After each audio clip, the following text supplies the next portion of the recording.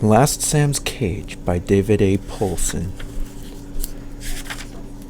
Chapter 1, page 11. It was time. The house was dark and almost still. Eddie Slater could hear it behind the closed bedroom door, the sleep-breathing of his mother and stepfather. In the quiet of the hallway, he noticed that their breaths came almost in unison, and he thought for a moment about how weird this was. His mom and Steve were actually together on something, and neither one knew it. He moved slowly and silently across the carpeted floor, alert to his own fear. He had practiced this walk dozens of times. He even knew how many steps it would take, but even with all the preparation, he hadn't really thought it would happen this way. That he would end up sneaking out of his own house in the dead of night.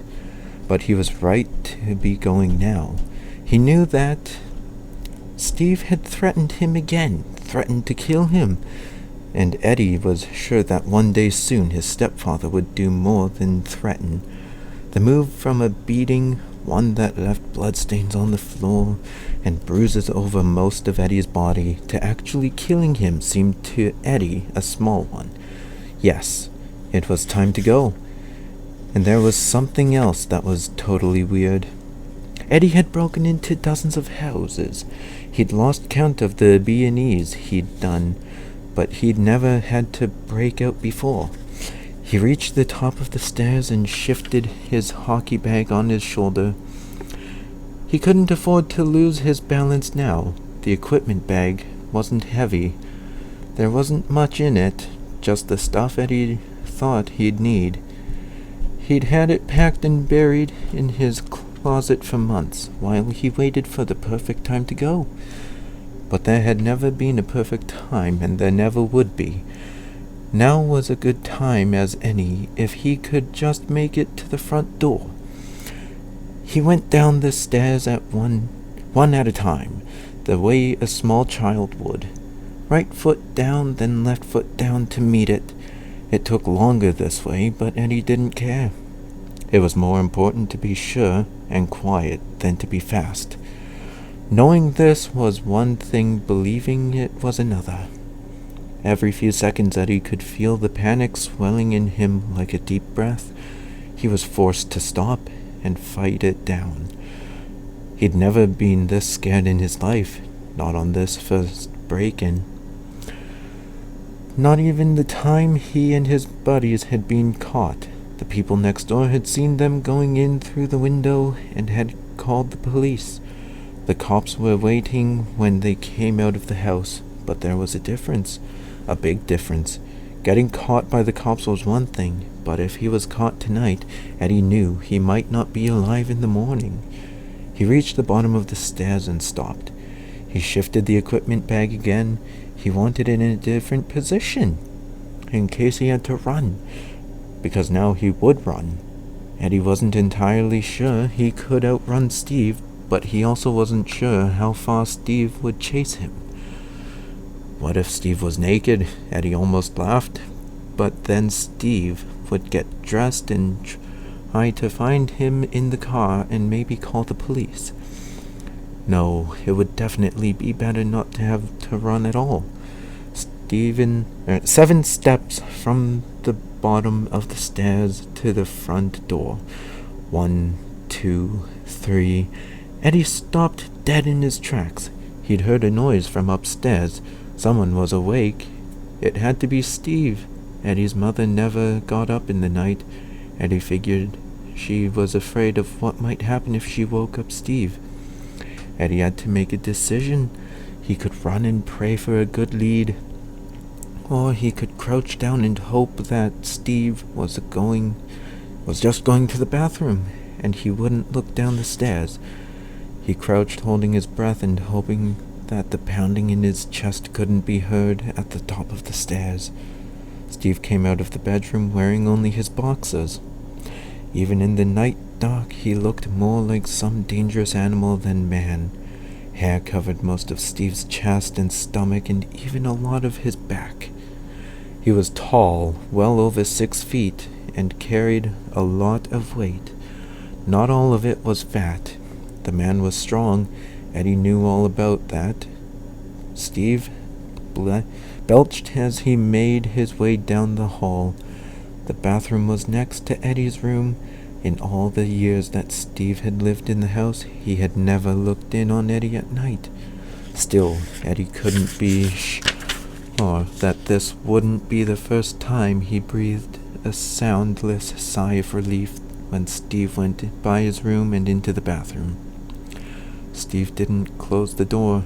Either he didn't care, or he thought the noise of his own water hitting the bowl was something others should hear.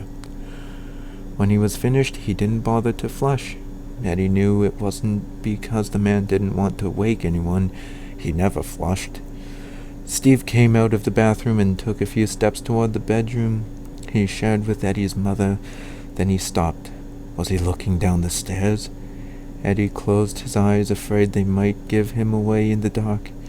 When he dared to open them, Steve was disappearing into the bedroom. He closed the door noisily behind him. Eddie exhaled slowly and carefully, but he didn't move. He would have to wait now. He couldn't risk opening the front door. In a few seconds, Steve would either be asleep or heaving himself onto Eddie's mother in the noisy, disgusting ritual that Eddie had often overheard. At first, he listened, curious to know the sounds of people making love, but the sounds he heard all those times, he'd finally concluded that they didn't have anything at all to do with love. After a while, he'd stopped listening. Sometimes he covered his ears. The minutes ticked by. Finally, Eddie could hear the sleep breathing again, louder this time and punctuated by snores. It was time to move. He took the last steps to the door and set his bag down. He'd need both hands to get the locks undone without waking anyone. He'd practiced this too, lots of times and with his eyes closed. He worked by feel. First was the deadbolt. No problem there. He knew as long as he didn't try to hurry. Next came the lock on the doorknob. His hands found it quickly and easily disengaged it. Now the tricky part, the chain. One hand to slide it back along the groove, the other to lower it down without a sound. As long as he didn't drop it, and he didn't, he hoisted the equipment bag back onto his shoulder and looked up the stairs one last time. No alarming sounds or movement. Eddie turned the handle slowly and eased the door open. He reset the lock and stepped outside, gently closing the door behind him. He was careful to hold the handle until the door was shut. Then he released it, allowing the latch to slide silently back into place. He took a long, deep breath of the cold night air. It tasted good. It tastes like freedom. Eddie allowed himself a brief smile and set off across the grass. It was quieter than the walk to the street. 3 blocks away, he came to a bus stop and waited in the shadows cast by 2 tall trees. If the driver thought there was anything strange about a kid with a hockey bag boarding a bus after midnight on a weeknight, he didn't say. There was no one else on the bus and no one at any of the stops for the first while. Eventually, an elderly couple got on, then a middle-aged man carrying a really old lunch pail, and finally a couple of teenagers.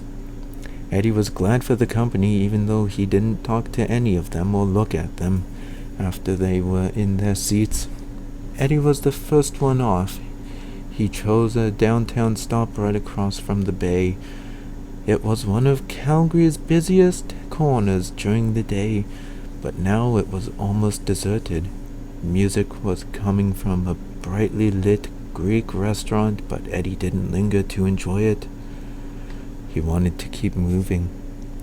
He didn't see the police car until it pulled up to the curb alongside him. One of the cops got out and came toward him. Eddie didn't recognize the guy from any of his previous encounters with Calgary's law enforcement agency. Eddie tried to look casual, like there was nothing to worry about. But he was shaking. He hoped the cop wouldn't notice. Damn, he was sure Steve had been asleep. What had gone wrong, and how had they found him this fast?